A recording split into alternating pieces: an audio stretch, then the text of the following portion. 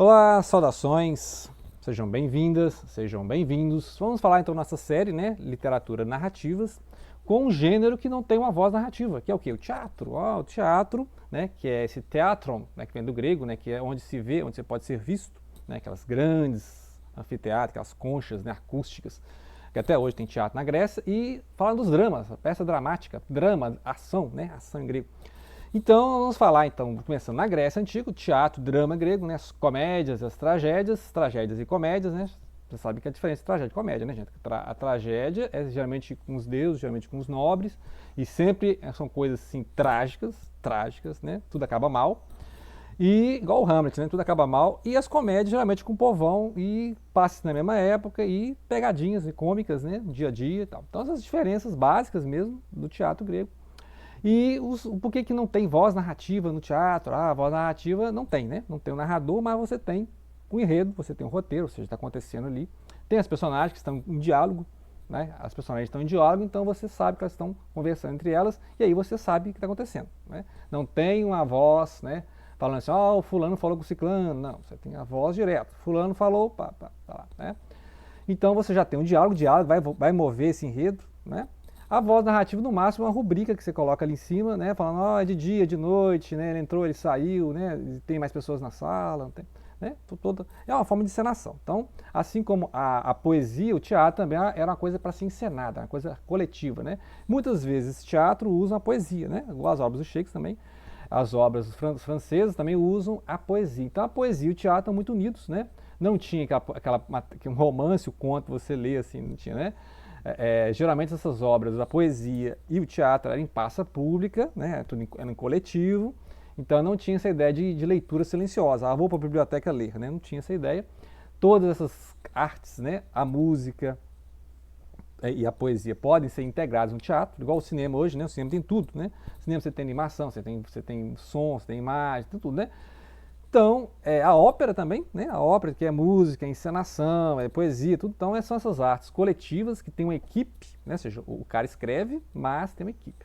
Então, tem essa série aqui da tragédia grega e da comédia grega, né? Da Zaha, que você tem o Sófocles, o Ésquilo, o Eurípides, né? E aí várias peças deles, e o Aristófanes também famoso pelas comédias, né? Então, é interessante aqui que vai começar, nesse livro que eles falar do Prometeu acorrentado, que é aquele deus, né? Deus não, um titã, né? Um titã grego, que seria aquele que deu forma ao ser humano, né? E pediu lá a bênção da deusa Atena para trazer a sabedoria ao boneco de barro, que somos nós, né? Nós somos um boneco de barro. E aí o Prometeu trouxe o fogo até os homens para contrariar os deuses, né? Lá os Zeus, etc. Lembrando que na titanomaquia o Prometeu não se envolveu na bagunça, né? Na treta lá entre os deuses e titãs. E aí depois ele trouxe né, ajudou os homens a formar a civilização, a cozinhar comida, né? Tal. E aí ele vai ser acorrentado nessas pedras, e vai ter um grande pássaro, né, uma águia comendo o fígado do coitado, lá, o Prometeu. Né? E ele vai contar essa história aqui. O Ajax é uma história que vai sair ali da Ilíada, né? Que é um grande guerreiro que enlouqueceu durante a batalha, né? Tanta questão se ele vai ser enterrado ou não, que lembra um pouco Antígono. Antígono é também do Sófocles, né? Então tem essa questão de enterrar, né, a ideia do enterro enquanto direito do morto, né, ou seja, o morto deve ser enterrado, né, como as tradições. Inclusive lá no Ilíada, né, a família do Heitor pede o corpo do príncipe morto, né, porque o Aquiles matou lá, ficou arrastando o corpo pela cidade, né, pelas muralhas. Então ele vai lá, o pai, né, o pai do Heitor vai pedir ao Aquiles, o grego, só, devolva o cadáver do meu filho. Então essa questão. Então, ou seja, tem o Eurípides é muito conhecido, né? Aqui o Eurípides, o Alceste, é muito conhecido pelas personagens femininas. Medeia, por exemplo, é impagável, né? Todo mundo conhece. E aí tem outras do Eurípides, né? Medeia, as troianas, né? Alceste, você tem as bacantes e Efigênia de Aulis, né? Então, o que eu entendo, né? Não sou especialista em tragédia grega, em cultura grega antiga, né? Tem o canal do Rafael Silva, né? O FMG também, o FMG, Rafael Silva, que é um especialista em grego, né? E cultura grega, então assim, é um especialista. Eu não sou. Então muita coisa que eu conheço eu vi no canal dele, lá, né? O Rafael Silva, deixar aí na descrição. É uma dica de canal que vai tratar sobre cultura grega antiga, né? Com pessoa que conhece o assunto de grega. Eu conheço mais literatura moderna, né? Minha praia é mais contemporâneos do que Grécia e Roma, né? Parece que vai chover aqui em BH hoje de novo. Muito bem, aí parece-me que o Ésquilo gosta de termos grandiosos, épicos, né, deuses, tal, nobreza, e o Eurípides mais os temas femininos, né, as mulheres, os dramas femininos. Então, e aqui no Alceste ele tem uma mistura disso, porque o Alceste nem termina como tragédia, que no final a morte é enganada, né, pelo Hércules, né, o Hércules literalmente vai entrar em guerra lá, em briga, né, com o Thanatos, né, que é o deus da morte, e aí vai enganar a morte e vai resgatar a Alceste. A Alceste, ela deu a vida pelo marido, né? Ela morreu pelo marido.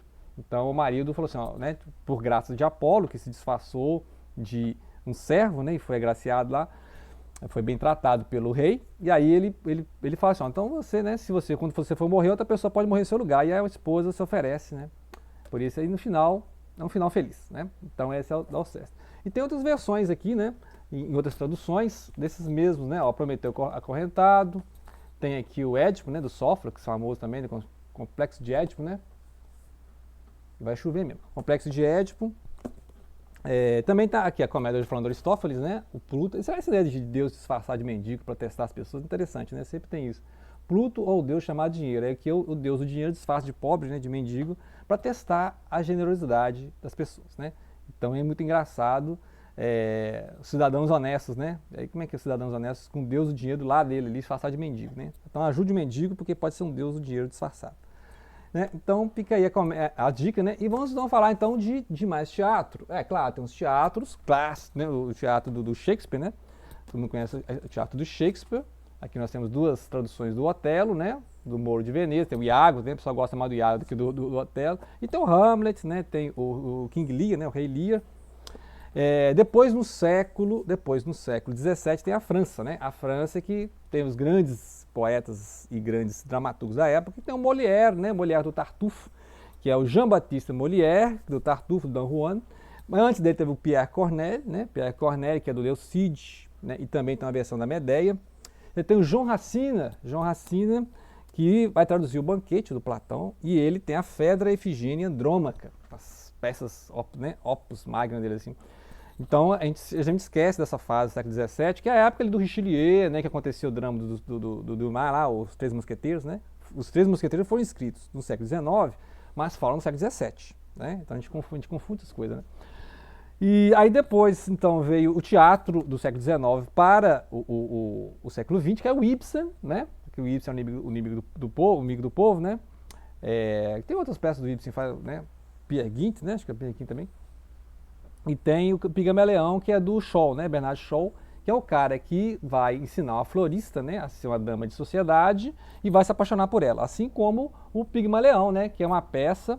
Vou dar uma pausa aqui que vem um avião aqui em cima. Muito bem, passou o avião e a chuva está chegando, né? Então o Pigmaleão é também da cultura grega, né? Também da mitologia grega, que é o cara que faz uma estátua e se apaixona por ela, né? Então ele quer dar a vida à estátua e tal. Então é isso, é uma comédia, né? E ele vai fazer altas ironias aqui com a língua inglesa, né? Os sotaques de Londres, né?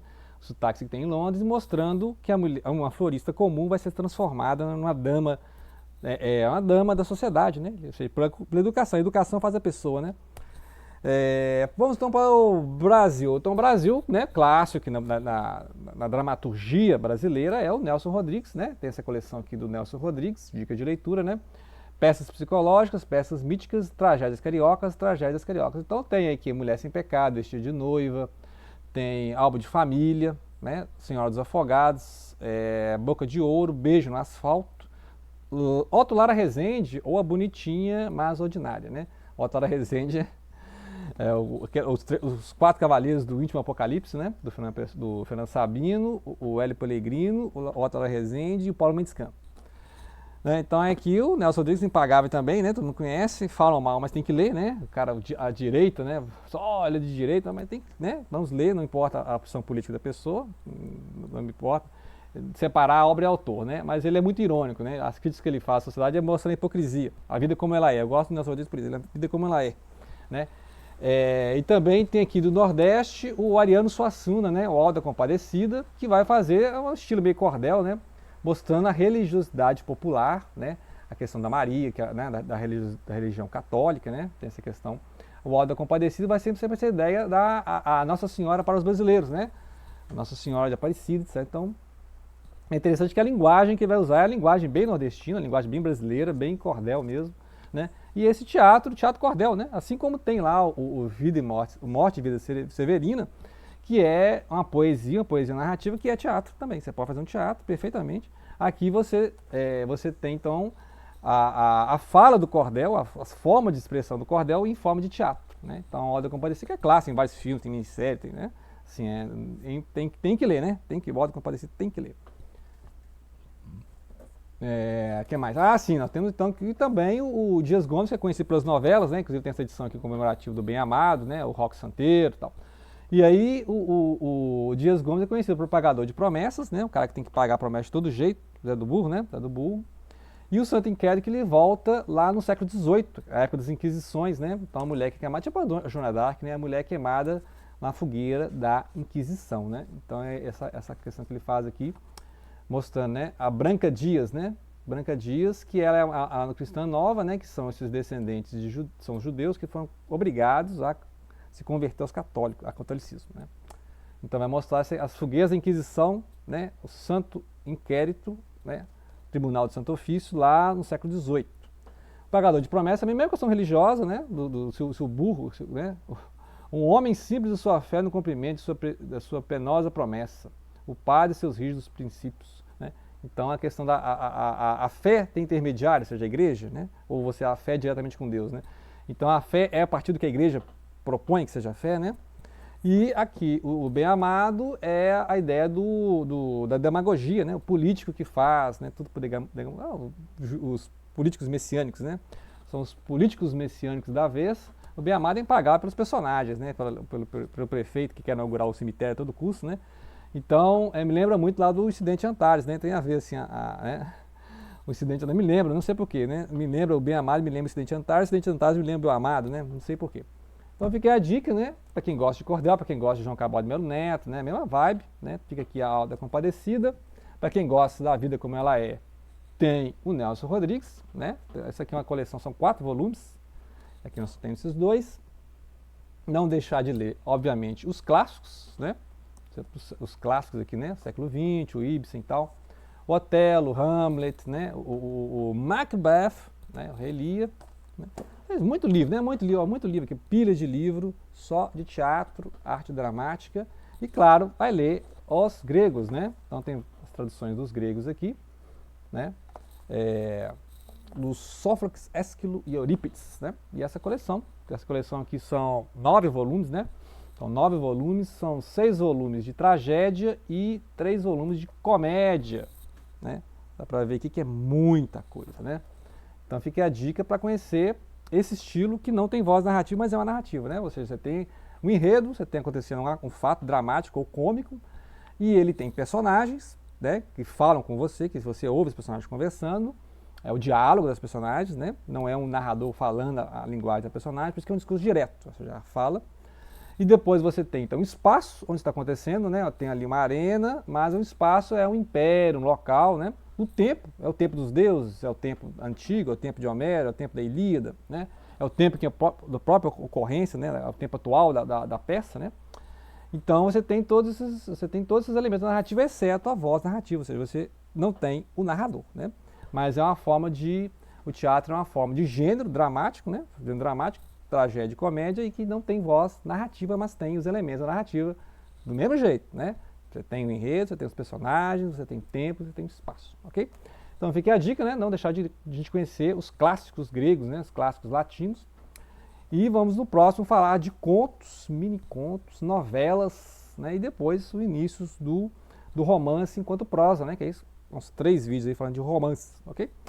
Então, grato pela atenção, não deixem de compartilhar.